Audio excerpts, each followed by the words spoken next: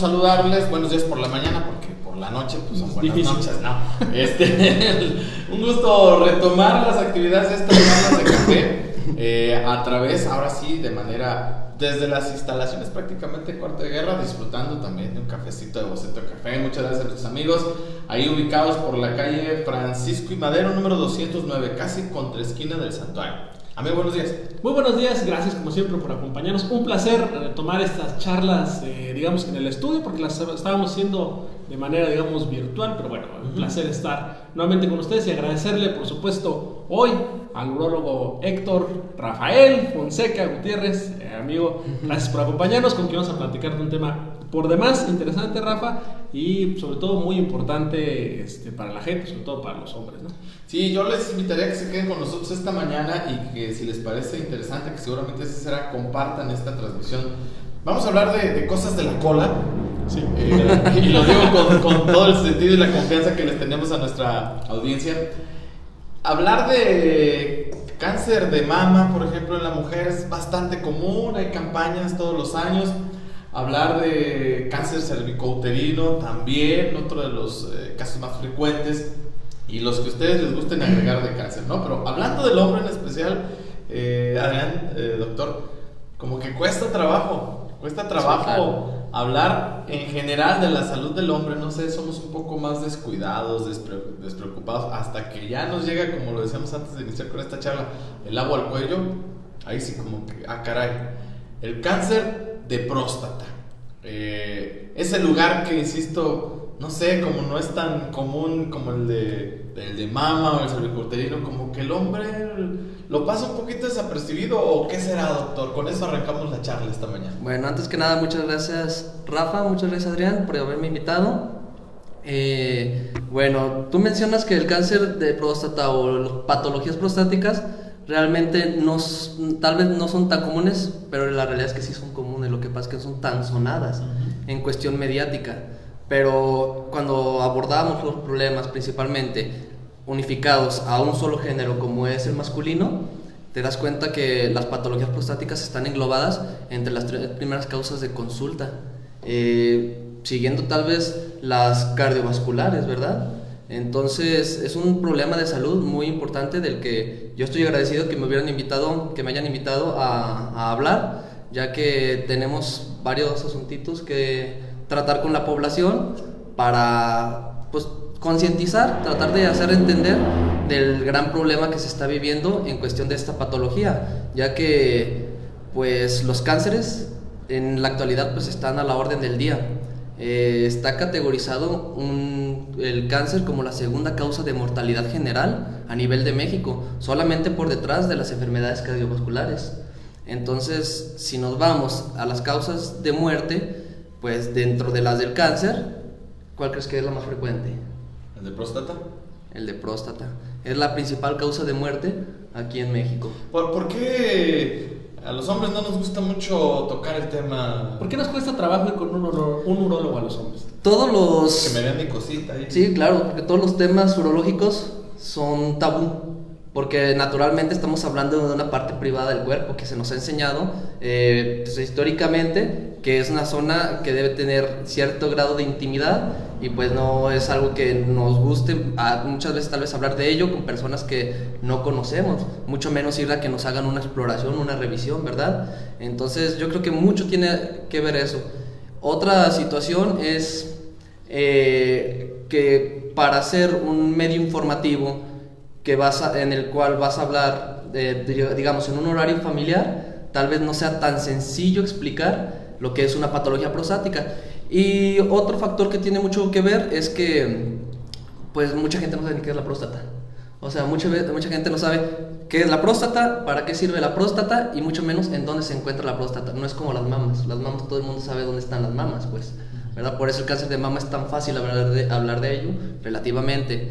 Pero la próstata, si le preguntas a la gente, oiga, ¿usted sabe qué es la próstata? No, yo tengo próstata. A veces dicen próspera.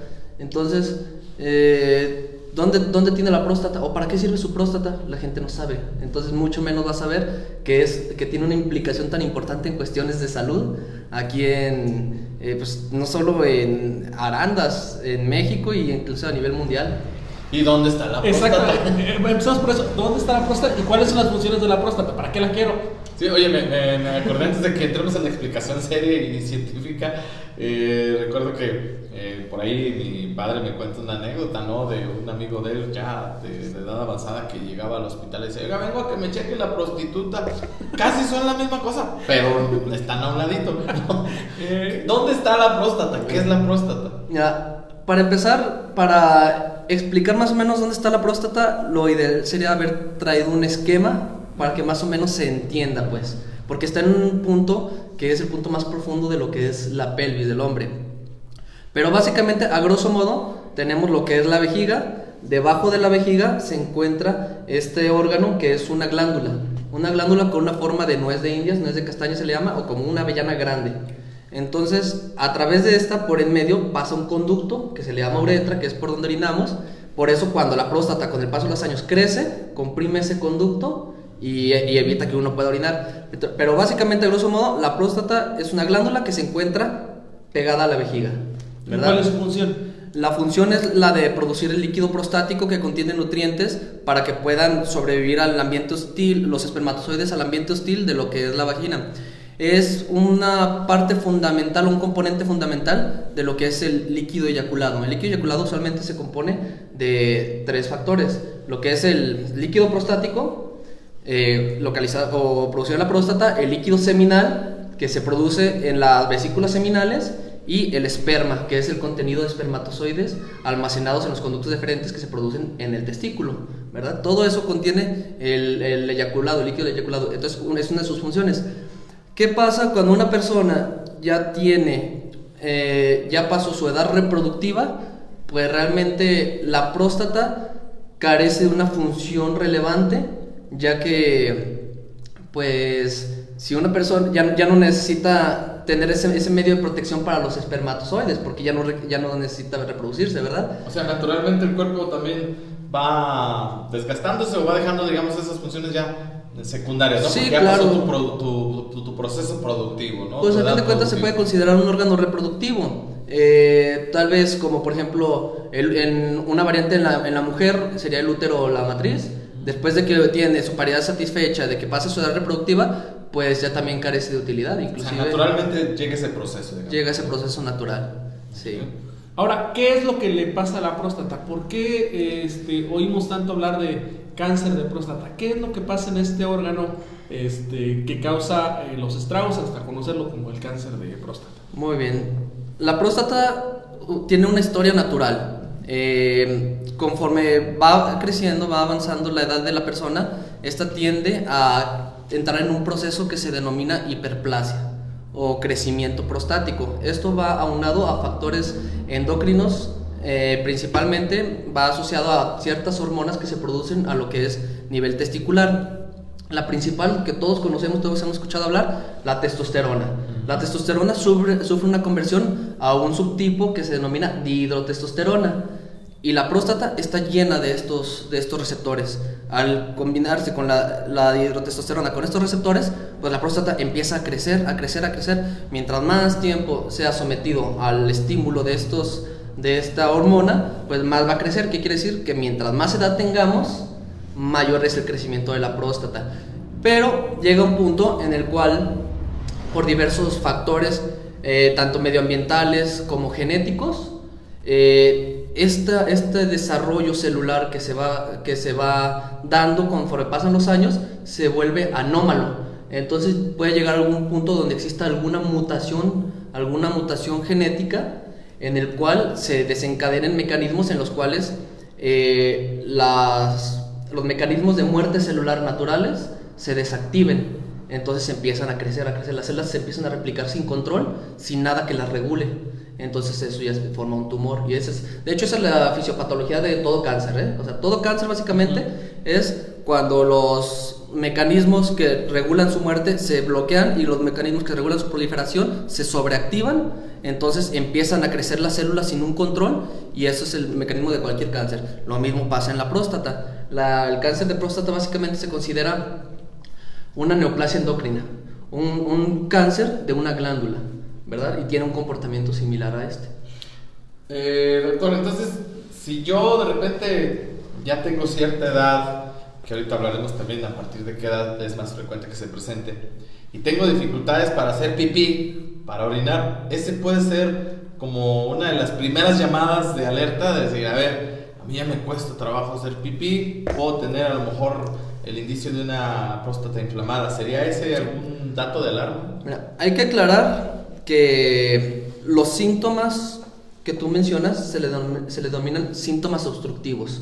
Cuando una persona tiene dificultad para orinar, que se le hace delgado el chorro, que tiene que empujar para orinar, que está orinando y de repente se le corta, que termina de orinar y queda goteando mucho tiempo, o queda con sensación de que todavía tiene orina en lo que es la vejiga, son síntomas obstructivos. Los síntomas obstructivos son inespecíficos.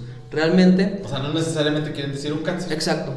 Puede haber muchas patologías que te los pueden dar, desde lo más frecuente, que es en una edad avanzada, la hiperplasia prostática, una próstata crecida, como se le conoce. En una edad joven, que puede ser la inflamación prostática o prostatitis. Algún cuerpo extraño, como por ejemplo alguna persona que tuviera alguna piedra que obstruyera, también puede ocasionar ese tipo de síntomas. Alguna persona que le hayan manipulado lo que es la vía urinaria y que haya desarrollado alguna cicatriz. Entonces hay muchísimas causas. El hecho de que tengas esos síntomas no necesariamente significa cáncer de próstata, pero sí significa que tienes algo que tenemos que buscar, tenemos que encontrar. El problema del cáncer de próstata, y que muchas veces lo he mencionado y que espero que todas las personas que vean esto se den por enteradas, es que el cáncer de próstata en las etapas iniciales es asintomático, o sea, no se siente. Entonces, una persona no se puede esperar a tener síntomas para checarse a ver si tiene un cáncer de próstata o no. ¿Por qué? Porque cuando una persona comienza con síntomas y hubiese un cáncer de próstata, significaría que ya hubiera síntomas por compresión o por extensión, por contigüidad a los órganos adjuntos de la próstata. ¿Qué quiere decir esto? Que pudiéramos pensar que el tumor ya estuviera en una etapa localmente avanzada, o sea que ya se está empezando a extender fuera de la próstata. La posibilidad de curación se reduce bastante. La posibilidad de curación es mayor cuando se trata el tumor que está localizado en la próstata, que no se ha salido a otros órganos, y esto solamente lo vamos a encontrar mediante una detección temprana. Entonces de hecho es uno de los principales motivos de la plática, que yo vengo a exhortar a la gente a que entren en lo que es este juego de la detección temprana, que puede realmente ayudar a salvar muchas vidas. Entonces, una posibilidad de curación usualmente solo la encontramos en una etapa temprana de un cáncer, y la etapa temprana se detecta antes de que presenten síntomas. Héctor, entonces, por lo que yo he leído, si bien el cáncer de próstata es una de las principales causas de muerte en los hombres, también es cierto que detectado a tiempo es de los cánceres que tienen mayor efectividad en el resultado cuando son detectados a tiempo. ¿Es así? Básicamente, cualquier tumor detectado en una etapa temprana es curable, ¿verdad? Es potencialmente curable. El detalle es que cada tipo de cáncer, cada órgano presenta una evolución, una historia natural que es diferente. Por ejemplo, no es lo mismo que te detecten un cáncer de páncreas, que es muy difícil de detectar porque no existen pruebas de detección temprana, y usualmente cuando ya se detecta es cuando ya causó síntomas, y la evolución de estos es súbita, rapidísima. Entonces, una persona que le detectan un cáncer de páncreas, pues básicamente está estimado un tiempo de vida de unos 6 a 9 meses, ¿verdad? Un cáncer de próstata no. Un cáncer de próstata tiene una evolución, una historia natural que es una evolución lenta. ¿Qué quiere decir? Una persona que tiene un cáncer de próstata, que le inicia un cáncer de próstata, todavía pueden pasar meses o inclusive años para que comience a presentar los síntomas. Una vez que comienza a presentar los síntomas, todavía pueden pasar meses o años para que este se extienda hacia otros órganos, que desarrolle metástasis. Y una vez que está en fase metastásica con tratamiento, todavía pueden pasar años para que llegue al culminamiento de que es el fallecimiento del paciente, pues. Entonces, es un cáncer que es de una evolución muy lenta, lo cual nos da a nosotros los especialistas un periodo de ventana para poderlo tratar. Sí, se detecta a tiempo. Ya cuando no se detectó, ¿qué quiere decir? Cuando detectas un cáncer, que el paciente ya te llegó sangrando, que ya te llegó, que ya no podía orinar, significa que ese tumor no le empezó hace un mes, hace 2 meses. Es un tumor que le empezó hace tal vez 2 o 3 años. y él es un paciente que muchas veces no se checó, no se hizo su detección preventiva, la posibilidad de curación se reduce por los suelos, pues. Ahora, ¿cuándo tendría yo que acudir a ese estudio preventivo? ¿Hay alguna edad que ustedes digan, a partir de aquí para adelante, sin excepción, hay que ir al médico a checarse? Ojo. ¿Y qué tipo de examen sería? Esto básicamente para la población en general. Esta es la parte más importante, yo creo, que de la entrevista, porque esto es lo que realmente es lo que ustedes deberían hacer según esté estipulado médicamente. Y muchas veces, si algún médico lo llega a tratar, pues también deberían exhortarlos a que se realice este tipo de revisiones.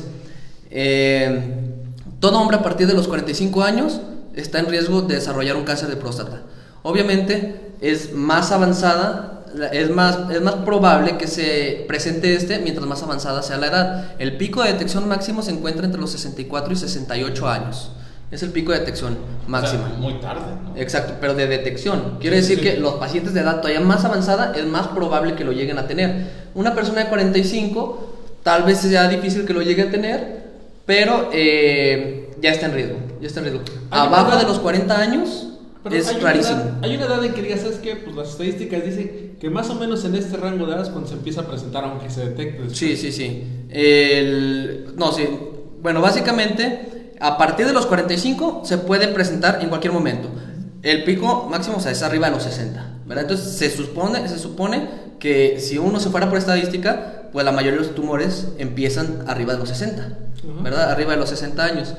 Pero esperar esta edad. Exacto. Y no todo, y lo importante, vamos a más o menos a resumir. Todo hombre a partir de los 45 años tiene que hacerse su chequeo prostático una vez al año de por vida. Y todo hombre arriba de 40 años que tenga un familiar que haya tenido cáncer de próstata, que sea de ascendencia o de raza negra, tienen que realizarse su chequeo preventivo. Y no es racismo, realmente es esto que menciono ahorita, que está tan de moda eso. Es prevención. Es prevención, y porque está estipulado que genéticamente las personas de raza negra están más predispuestos al desarrollo de estos tumores de cáncer de próstata, y son más agresivos y se presentan a edades más tempranas.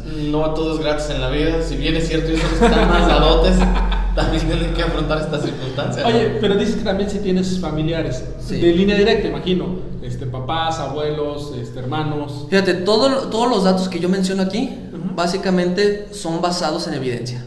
Hay estudios en los cuales se han determinado una probabilidad, un estudio probabilístico de riesgo en base a los familiares que tengas con cáncer de próstata. Y estos han determinado que si tienes un familiar de primer grado, ya sea un hermano o un padre que tuvo un cáncer de próstata, tu riesgo se duplica de tener el que de por sí ya es el cáncer más frecuente. Si tienes dos familiares o más de primer grado, o sea, dos hermanos o un hermano y un padre, tu riesgo se multiplica de 6 a 9 veces. Entonces eso ya es un alto riesgo, por eso hay que hacer detección temprana.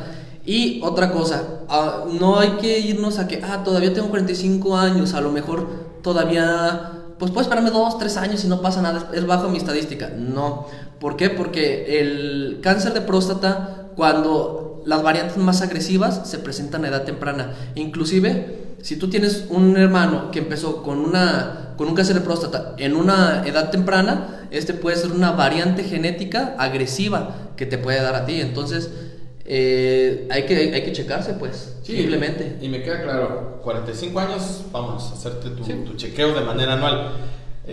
¿Cómo se hace este estudio, doctor? ¿En qué consiste? ¿Me sacan sangre? ¿Checan ahí el líquido prostático? Muy bien. Básicamente, la detección temprana, bueno, como su nombre lo dice, es una detección temprana. No existe una prevención. Porque muchas veces es para prevenir el cáncer de próstata. No se previene el cáncer de próstata. Pues te va a dar, ¿no? Al que le va a dar cáncer. La única diferencia es a quién se lo van a detectar en una etapa curable y a quién se lo van a detectar en una etapa incurable. Entonces, el estudio de prevención, el chequeo de prevención es muy sencillo. Consiste básicamente en una toma de una muestra de sangre en la cual se analiza una proteína que se denomina antígeno prostático. El antígeno prostático es una sustancia que se produce en lo que es la próstata y es el único órgano en el cual se produce, no se produce en ninguna otra parte del cuerpo. Quiere decir que cuando el antígeno prostático se eleva, la alteración está en la próstata, no está en ningún otro lado. Ojo, no hay que asustarse a las personas que tengan un antígeno prostático elevado, porque aunque sí es órgano específico, o sea que solamente se produce en la próstata, no solamente el cáncer lo eleva, existen muchas otras causas que lo elevan, procesos infecciosos, procesos inflamatorios, cualquier insulto que llegue el crecimiento prostático, todo eso puede elevar el antígeno prostático, pero una de las causas es un cáncer. Entonces, una vez que se eleva un antígeno prostático, ¿qué tenemos que hacer los urólogos? Pues tratar de discriminar entre cuál es la causa que lo está elevando. Tenemos que descartar que si es una causa benigna o es el cáncer que podemos tratar, ¿verdad? Ya una vez que sospechamos que es cáncer, pues hay que mandarlo a una biopsia. El antígeno prostático nos ayuda básicamente a los urólogos a determinar el riesgo de que un paciente tenga o no cáncer.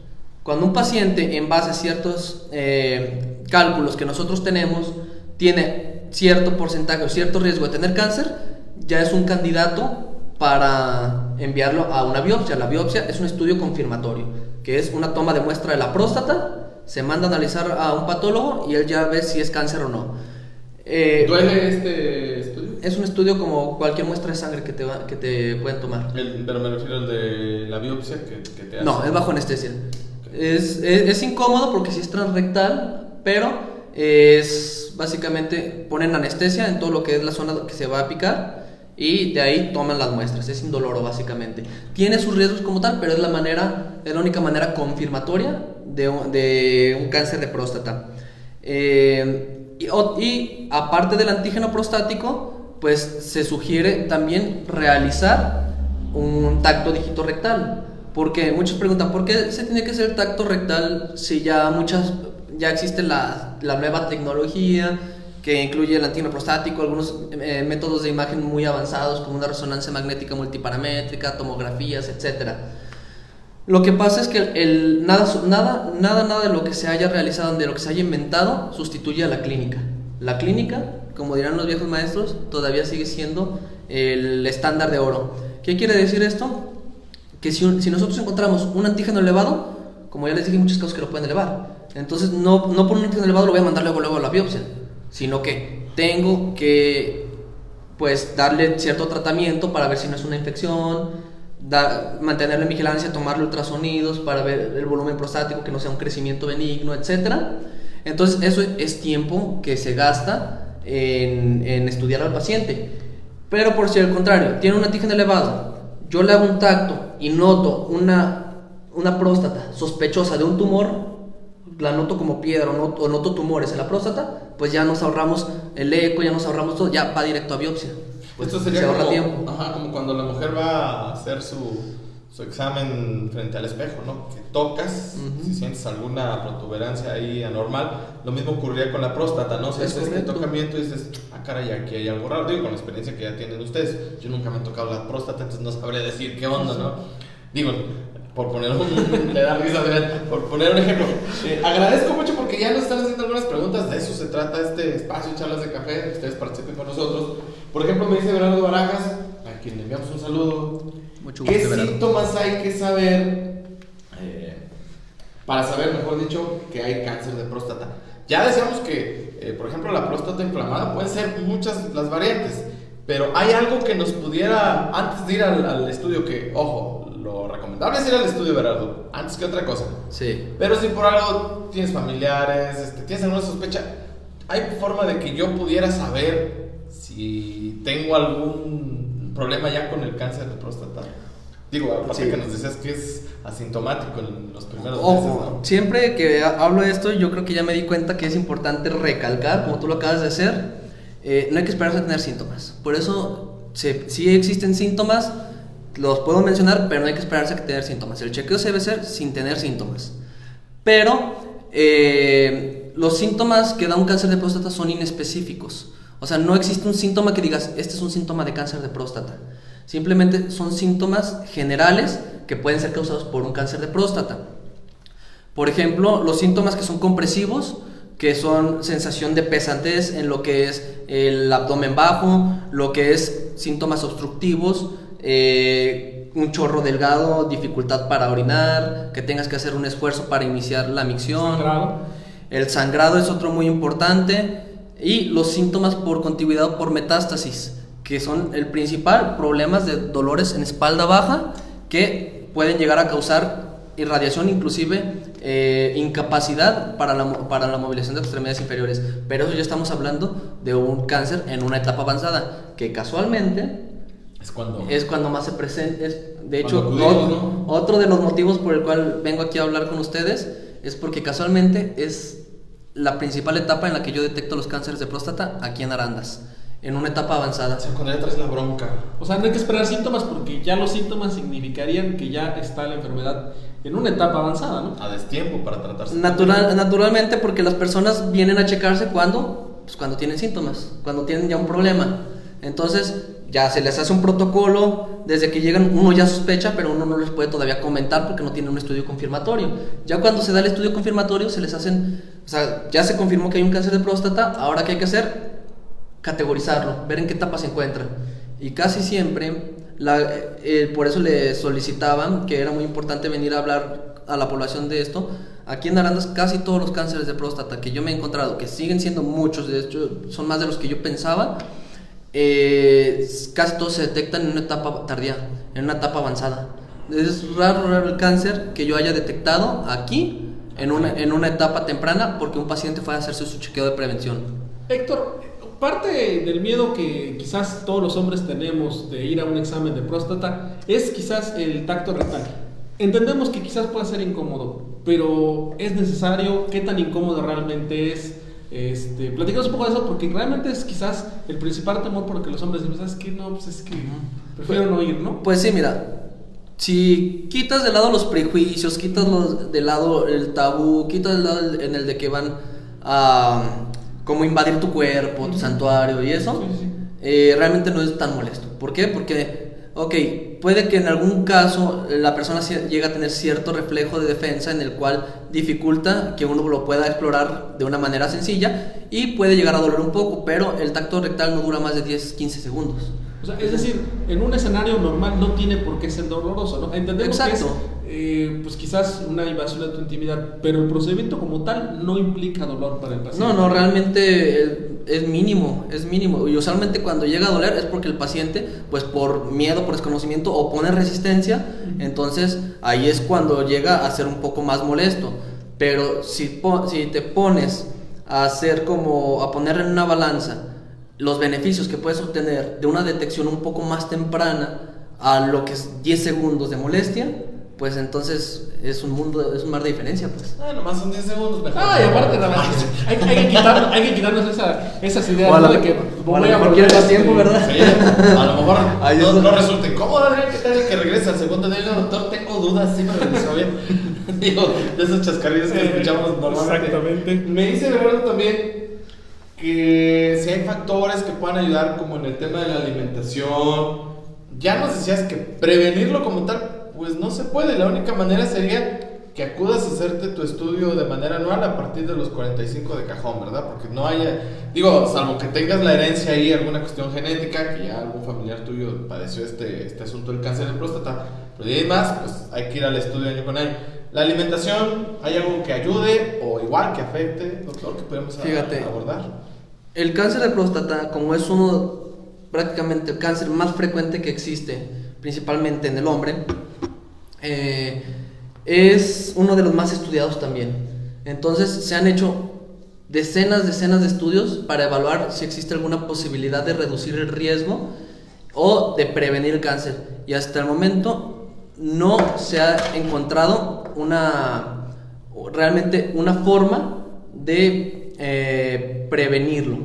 O sea, al que le va a dar. Sí se han encontrado formas en las cuales estadísticamente se reduce el riesgo, que ahorita les voy a mencionar, pero entre el deseo que tiene la persona de tratar de evitar un cáncer o prevenirlo, pues se hizo un estudio, principalmente el estudio REDUCE, en el cual utilizaron un medicamento que bloquea esta conversión de las hormonas que alimentan el cáncer. Básicamente cortarle el alimento antes de que se desarrollara un cáncer, pues, y pensar que si la próstata no tiene el alimento del cáncer, tal vez no vaya a desarrollarse, ¿verdad? Y fue un estudio largo, un estudio grande, multicéntrico, que se realizó por mucho tiempo, y se determinó que hubo una reducción en cánceres que no eran muy agresivos, pero las personas con cánceres que eran agresivos, no hubo un cambio estadísticamente significativo.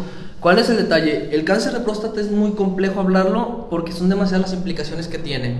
Porque, por ejemplo, la edad en la que aparece, que es una edad avanzada, la expectativa de vida del hombre promedio en México va de los 73 a los 75 años. Si un cáncer de próstata, para llegar desde un inicio hasta su evolución final, puede durar hasta más de 10 años, ¿qué quiere decir? Que la mayoría, y aparece digamos entre los 66 años, quiere decir que la mayoría de los hombres que desarrollan un cáncer de próstata se van a morir por otra cosa. Eso es algo curioso, y eso se empezaron a dar cuenta muchas personas después de estudios principalmente que iniciaron en Escandinavia, estudios escandinavos en los cuales se dieron cuenta de que si a las personas les detectabas cáncer de próstata de manera temprana, lo tenían ya a una edad avanzada y no les hacías nada, los dejabas en vigilancia, pues el cáncer estaba ahí, y las personas se morían de otra cosa, de infartos, diabetes, problemas de la presión, derrames, etcétera, pero no se morían del cáncer de próstata. Aquí otra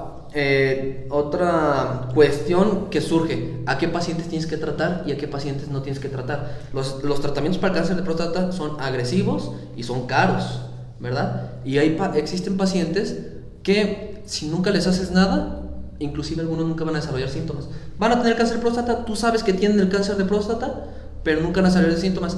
Entonces aquí, como está la población mexicana, que tenemos diabetes, hipertensión, todo lo que son problemas cardiovasculares, enfermedades cerebrovasculares a la orden del día, es más probable que una persona se muera de eso que de un cáncer de próstata. Entonces, si una persona diabética, hipertensa, le detectas un cáncer de próstata a los 70 años, tienes que valorar bien si el paciente requiere someterlo a una intervención o no, ¿verdad? No todo paciente es cáncer de próstata, hay que operar, no. Hay que evaluar qué factores sufrir. Por el contrario, una persona de 55 años le detectas un cáncer de próstata, el paciente no tiene ninguna enfermedad, ese paciente sí pudiera vivirte hasta los 75, 80 años. Siempre cuando se ha tratado. Si no lo tratas, a lo mejor el cáncer de próstata termina con su vida en los 60, 65 años, le estás acortando unos años de vida. Ahí sí hay que darle tratamiento. Pero una persona que le detectas un cáncer de próstata a 75, 80 años, muchas veces lo mejor es vigilarlo nada más.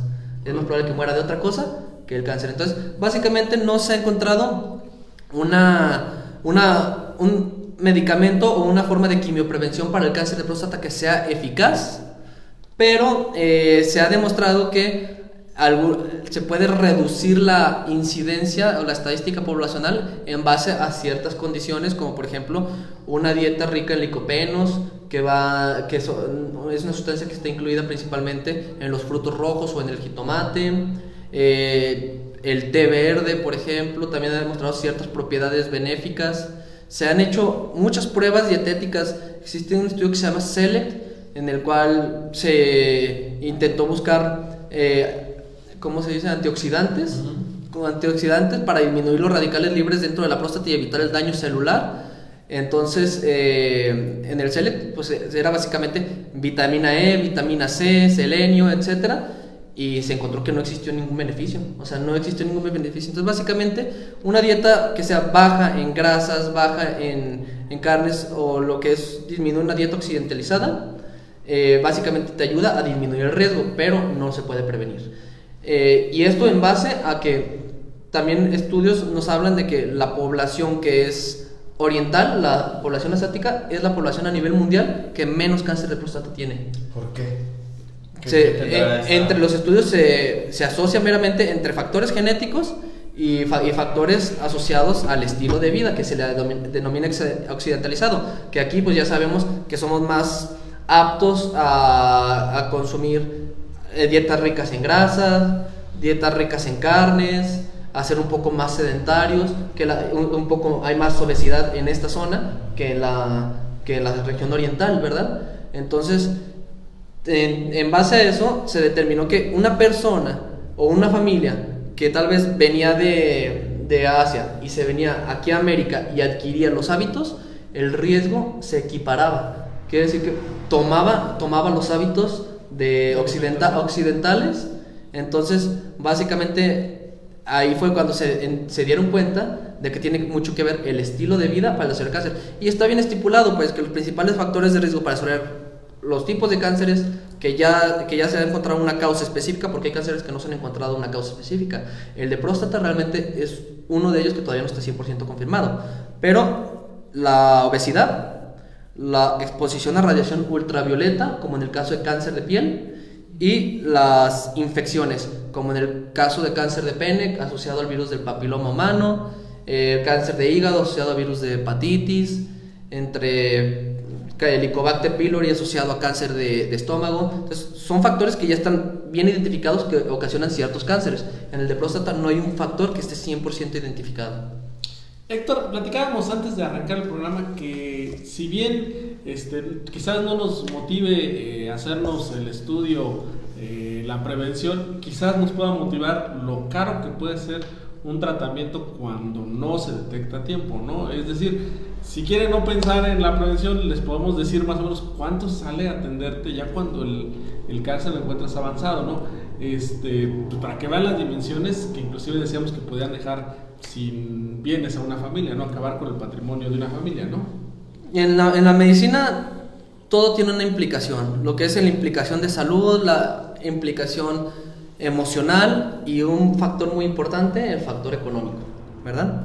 Entonces, la mayoría o mucha gente no acude, yo quiero pensar que es por cuestión de los gastos. Un gasto preventivo, muchas veces hay gente que dice, se abstiene de realizarlo. Porque yo me atiendo cuando esté malo, porque voy a gastar cuando esté malo. Pero ¿por qué voy a gastar si no estoy malo? ¿Verdad? Pero es que yo les voy a decir aquí por qué hay que gastar cuando uno no está malo. Porque gastar cuando uno está malo le va a hacer ahorrar mucho para cuando sí esté malo. ¿Por qué? Una consulta, dependiendo del especialista, puede ir desde los 400 hasta los 1,200 pesos, ¿verdad? En un estudio de detección temprana, en un escenario normal, la biopsia, los exámenes, pues, se puede llegar a gastar una persona 10,000 pesos, más o menos. Si llegara a ser positivo y el cáncer estuviera localizado, el tratamiento varía mucho dependiendo de la modalidad que se requiera, pero puede ir desde los 80,000 hasta los 280,000 pesos en el escenario más caro.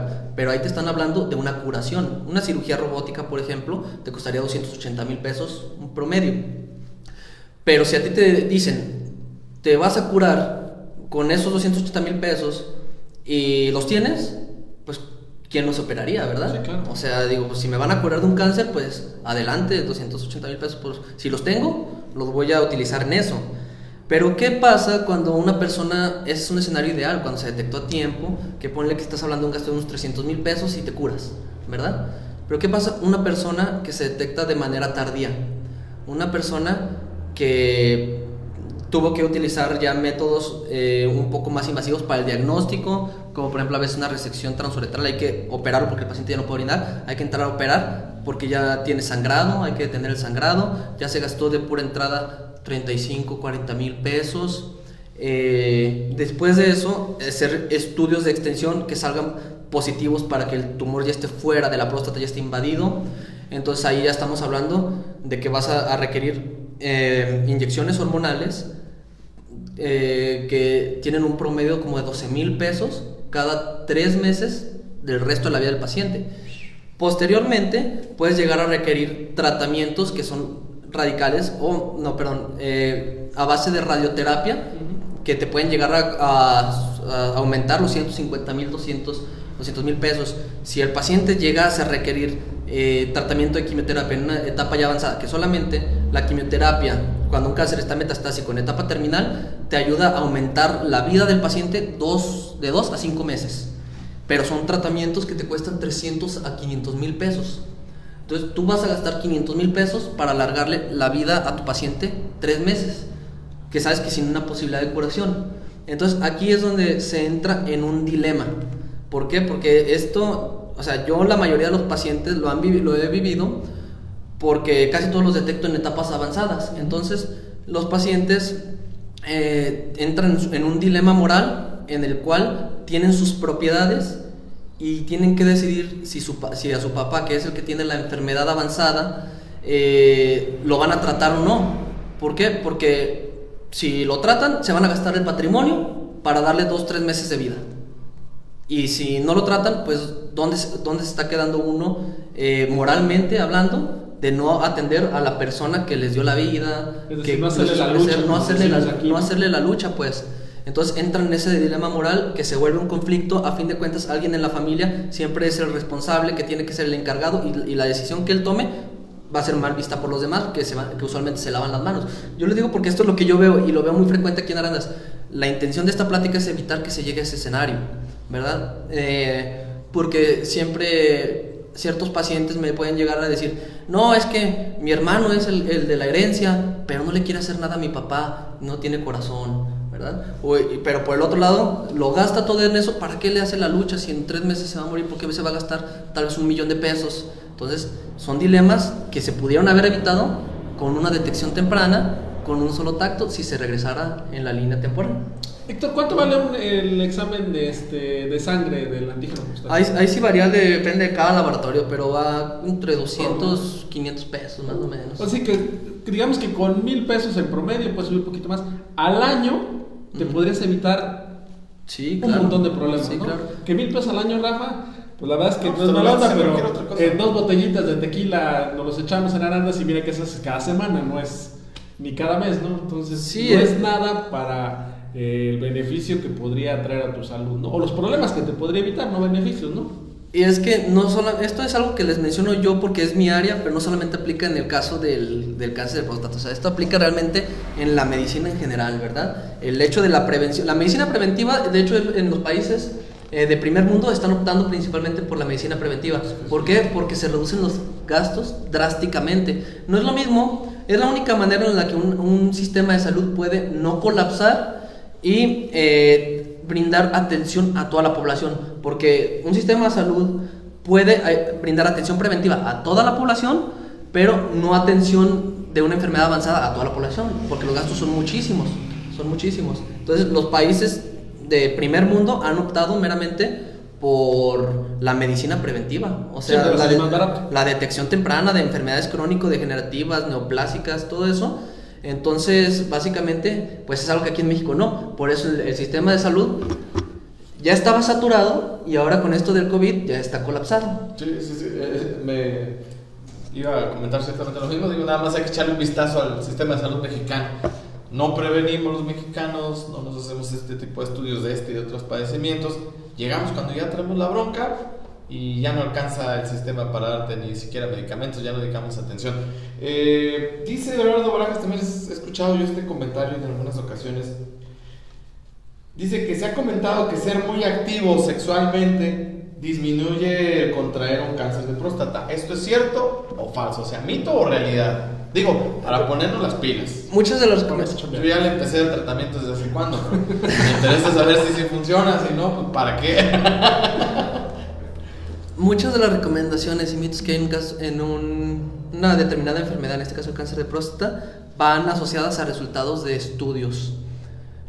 Siempre que un estudio da un resultado concluyente, pues si no hay otros estudios que lo descarten, pues se toma ese estudio como la referencia, ¿verdad? Uno puede decir que comer tal alimento te da cáncer de próstata, pero se hicieron otros 5 y los 5 dijeron que no, pues entonces les hace caso a los demás, ¿verdad? Si estuvieron bien diseñados. En este caso existe un estudio en el cual nos habla que tener un promedio de más de 21 eyaculaciones al mes disminuye el riesgo de aparición de cáncer de próstata. O sea, no necesariamente la relación sexual, sino también entraría el tema de la masturbación. Correcto. En realidad, caballeros. 21, pues ¿de qué estás hablando? Menos de 1 por día, no es nada que no se pueda hacer. Que no se pueda hacer. Vamos, muchachos. Entonces el estudio decía que sí había cierta... Sí se encontró cierta protección. Obviamente, pues se tiene que confirmar con estudios estandarizados, multicéntricos, globales, más grandes, ¿verdad? Pero sí, de que hay un estudio que que se encontró cierto factor protector, sí lo existe. O sea, disminuye el riesgo, pero no dice que no te vaya a Que dar. no te vaya a dar. Exacto. Señoras, si les duele la cabeza, si no quieren un día, pues ayuden a su marido de otra forma, no vamos a prevenirlo. Cooperemos con la causa. Tengo aquí algunas láminas, doctor. Me gustaría sí. que las abordáramos para que nos platique un poquito de qué estamos hablando. Bueno, Y usted dígame por dónde. ya que estamos hablando de la problemática que tenemos tan importante en el cáncer de próstata, pues vamos a darnos una idea haciendo un estudio, una comparativa entre lo que son los demás tumores que van desde los más frecuentes hasta otros menos frecuentes y también en dónde estamos ubicados a nivel mundial aquí en México, ¿verdad? Si quieres, puedes poner esta aquí. Muy bien. Muy bien. Ahí tenemos un esquema global, es un mapa en el cual se observa los tumores o los cánceres más frecuentes en cada país, esto englobando ambos géneros, tanto mujeres como hombres. Quise poner pues muchos dirán, ¿por qué agregaste a las mujeres? Porque las mujeres tienen un cáncer muy frecuente, que es el de mama. El cáncer de mama, que es muy sonadísimo, existen campañas, existen asociaciones, está realmente muy difundido y lo estamos viendo en este mapa. Si nos ponemos a ver dentro de los países que su cáncer más frecuente es el de mama, serían todos aquellos que están de color rosa, ¿verdad? Si te fijas, casi toda Europa, Asia, Norteamérica, Argentina, etcétera. Muchísimos. Pero ¿dónde está México? En México el cáncer de mama no es más frecuente. Fíjate que a nivel del mundo, en la mayoría de los países, el cáncer de mama es el más frecuente. En México, el de próstata es tanta la incidencia que supera al de mama. ¿Es el de color verde? Sí. Entonces, todos los países que están en color verde, el cáncer de próstata es su cáncer más frecuente. Sí. Y lo que mencionabas, ¿no?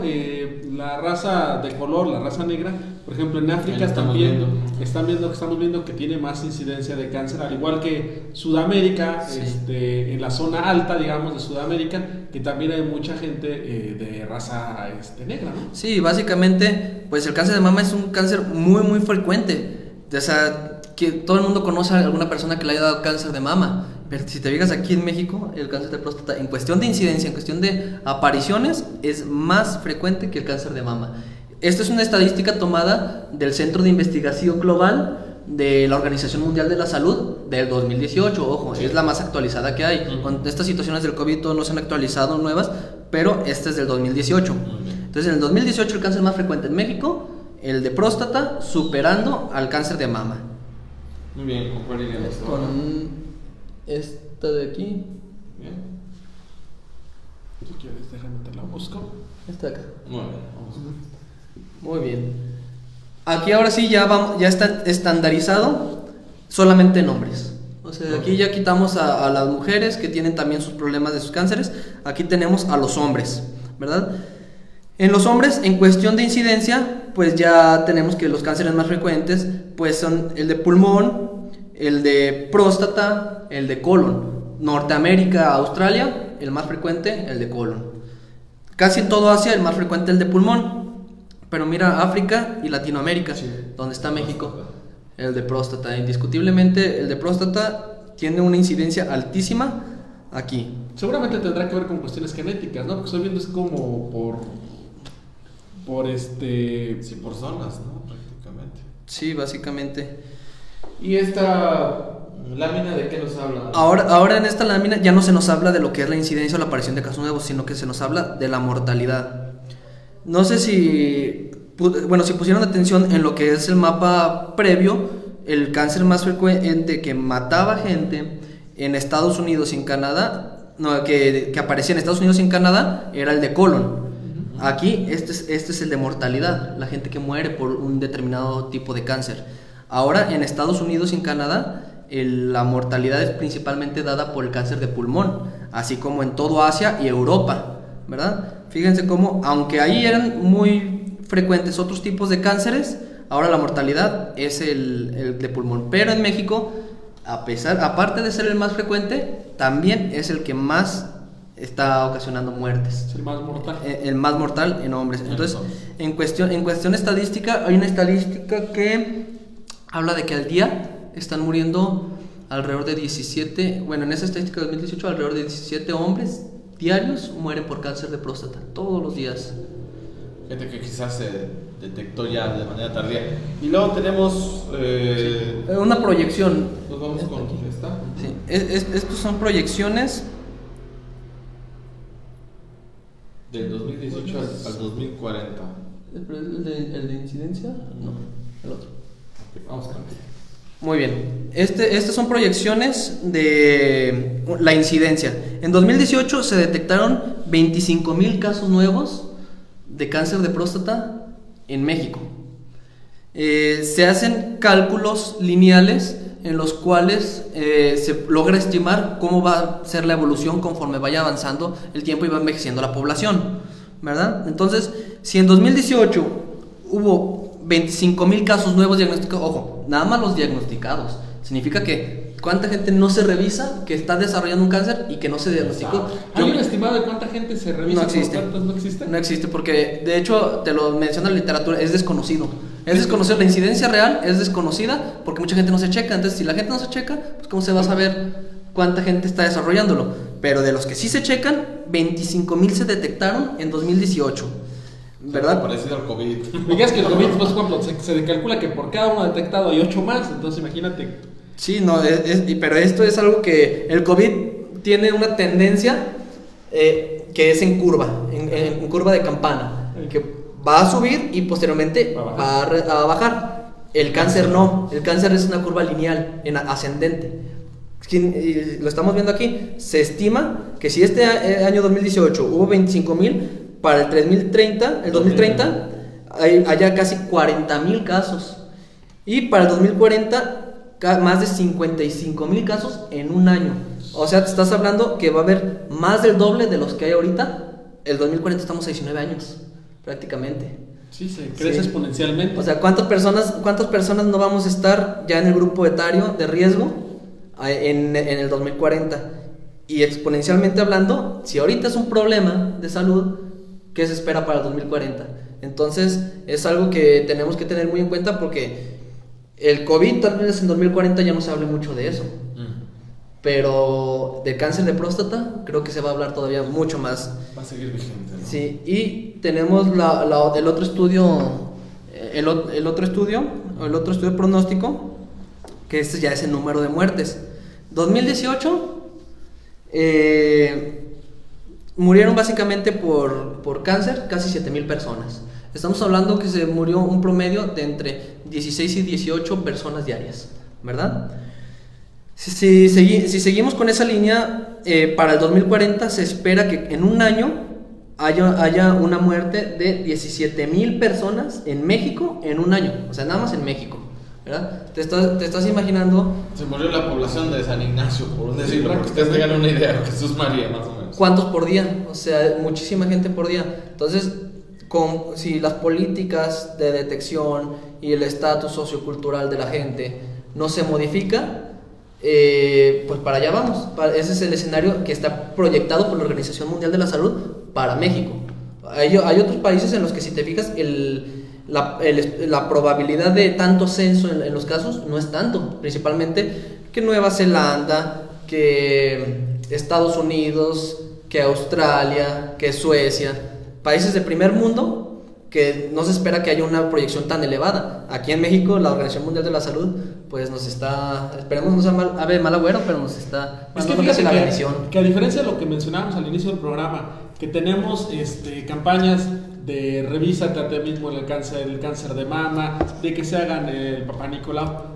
Realmente yo no he visto una campaña para hombres que diga revísate. Sí hay, próstata, pero no sé qué ocurre también con la respuesta de parte de la población masculina. Pero digo, así de intensas como han sido las de mujer, ¿no?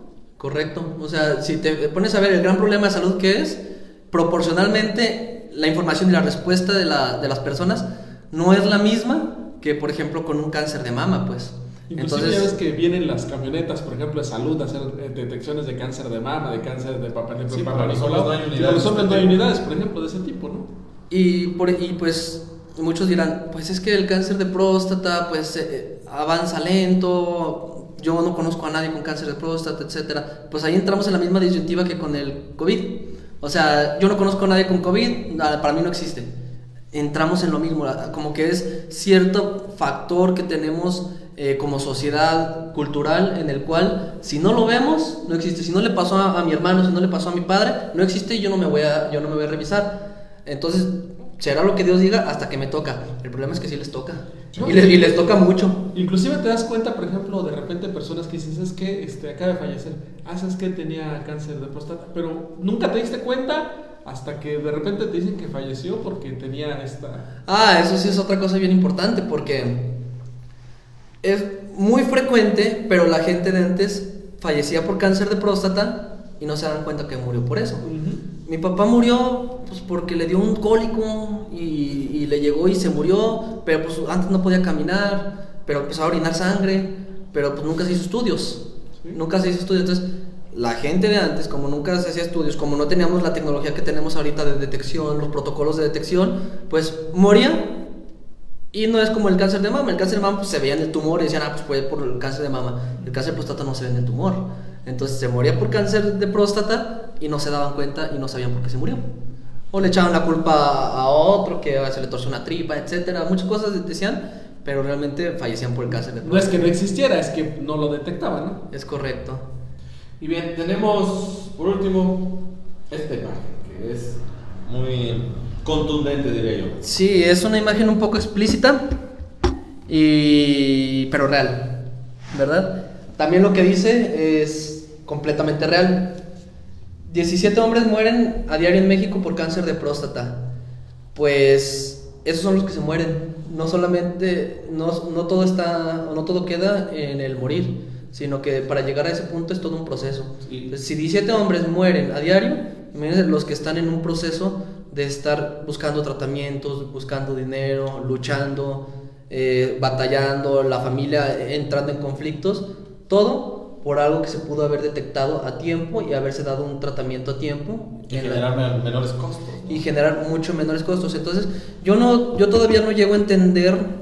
Bueno, la única manera en la que yo llegaría a entender que una persona no se revise habiendo un protocolo de detección tan sencillo para evitar un problema tan grande y tan frecuente, la única manera por la que yo entendería que una persona no se vaya a revisar a tiempo es por desinformación. Porque sí, yo entiendo que a veces hay personas que, es que yo no sabía, entonces si no sabes que te tienes que checar porque existe un estudio o una consulta de detección preventiva, pues no vas a ir. Pero si una persona lo sabe y no va, entonces no entiendo por qué no hacerlo, ¿verdad? Cosa también que exhorto a los médicos generales que tiendan a difundir este tipo de información, porque no solamente el cáncer de próstata, existen protocolos de detección temprana en otros tipos de cánceres, de screening le llamamos, que son el estudiar a una población asintomática para ver cuáles sí están enfermos, ¿de acuerdo? Entonces exhorto a los médicos generales a que si tienen un paciente de una edad avanzada y que no se haya realizado un chequeo prostático, pues ya si ustedes deciden, ustedes solicitarles el estudio de screening, tengan unos síntomas a partir de los 45 años y de ahí ustedes valorar si lo derivan al urólogo, si está patológico o no, pues. Entonces, eso lo exhorto. Y a la población en general, si está viendo esta información y no se han realizado un estudio preventivo, pues no hay por qué no realizarlo, pues es el momento ideal a partir de los 45 años para comenzar a tener una buena salud y una consulta de detección temprana. Es importante. Doctor, qué información tan importante. Hemos llegado al final ya del tiempo de esta charla de café. Por último, ¿dónde lo podemos encontrar? ¿Cómo podemos estar en contacto con usted? Precisamente para cualquier orientación, una revisión, el estudio. Sí, claro, yo estoy aquí a sus órdenes. Yo radico aquí en Arandas, Jalisco. Estoy a sus órdenes en mi consultorio particular, en Jesús Carranza número 90. Es de donde se encuentra la clínica Arandas. Cruza la calle a 20 metros antes de llegar a la esquina. Ahí estamos a sus órdenes. Y bueno, ahí están los teléfonos en pantalla. Sí, el número de teléfono 348-78, 443-54, o también se puede comunicar al celular por llamada o por WhatsApp al 3328-39-73-87. Héctor, pues muchísimas gracias por acompañarnos, de verdad, gracias por la información que hoy nos has brindado, porque bueno, de verdad es importante cuidar la salud, y yo les diría a todos nuestros seguidores, hombres y mujeres, pues hay que ayudar a que no mueran personas por este tipo de situaciones, porque se pueden prevenir, ¿no? O sea, cuando dices, pues no se puede hacer nada, bueno, pues... Pero en este caso, Rafa, detectado a tiempo, Héctor, detectado a tiempo, se puede evitar posibilidades Sí, que crezca el número de muertes, entonces hay que hacerlo, quitarnos los tabús y ir con el urólogo, ¿no? A partir de los 45, y si tienes factores de riesgo como familiares, pues a partir de los 40. Como comentario final, pues básicamente una de las razones por las que mi amigo Adrián me hizo el favor de invitarme es porque la semana pasada le comenté yo que había detectado 3 cánceres en una semana, los 3 en etapa incurable. Los pacientes, esta semana pasada ya hay 3 pacientes que van a comenzar ese calvario. ¿Por qué? Porque fueron detectados a los 65, el más joven a los 62 años de los 3, sí. Y de ellos ninguno había realizado un chequeo previo. Imagínate, llegas a los 60 años, amigos, me haberte checado previamente lo que pudiste haber evitado, si hubieras hecho un examen, que ya dijimos, pues son $1,000 a lo más al año, ¿no? O sea, realmente no era... Deja del dinero, la vida misma, ¿no? O sea, el proceso, la calidad de vida es diferente, definitivamente, si te lo detectas a tiempo, que ya cuando está en esa etapa tardía que no se puede hacer nada, porque hay que decirlo también, el cáncer de próstata puede ser curable si se hace con esa situación del tiempo, ¿no? Entonces, bueno, si de por sí ya cuando escuchamos la palabra cáncer todavía a muchos nos genera terror, bueno, otra cosa también que mencionar es que mucha gente dice, o que esté viendo puede llegar a decir, pues a mí me lo detectaron tardío, pero me lo curaron con inyecciones. Eso no es cierto, o sea, no se cura con inyecciones. El cáncer de próstata, como sabemos, se alimenta de hormona. Entonces, si nosotros aplicamos una inyección para bloquear ese factor hormonal y le bloqueamos el sustrato alimenticio a la próstata, entonces el antígeno prostático llega hasta 0. Y a mí me lo han curado con inyecciones. No es cierto, no se cura, solamente se controla. Y el cáncer de próstata es una etapa en la que se llama castración sensible. Quiere decir que cuando uno le bloquea esas hormonas, el cáncer de próstata responde y se frena su crecimiento. Pero llega un punto en el que tal vez en 3, en 5 años se vuelve castración resistente, que quiere decir que ya las inyecciones ya no funcionan. Avanza y avanza con más agresividad. O sea, el cáncer ahí va a estar de alguna forma. O se cura o se controla, así de fácil. Si se cura, ya no requiere ningún tratamiento. Si se controla, solamente se puede con inyecciones, pero tarde o temprano va a llegar a la evolución final. Bueno, dato interesante. Muchas gracias, doctor. De verdad le apreciamos que se diera el tiempo para estar aquí en esta charla. No, gracias por la invitación. Y de verdad, pues, si ustedes consideran, creo yo, que sí es información importante, ayúdenos a compartirla, que le llegue a más personas, porque es información que aquí no le estamos vendiendo nada. Aquí lo que estamos haciendo es hablar del cuidado de nuestra salud, que yo creo que es el bien más preciado que tiene cualquier ser humano. Si no hay salud, no hay nada. Aunque haya dinero incluso. Sí, claro. Excelente fin de semana para todos. Muchas gracias, como siempre.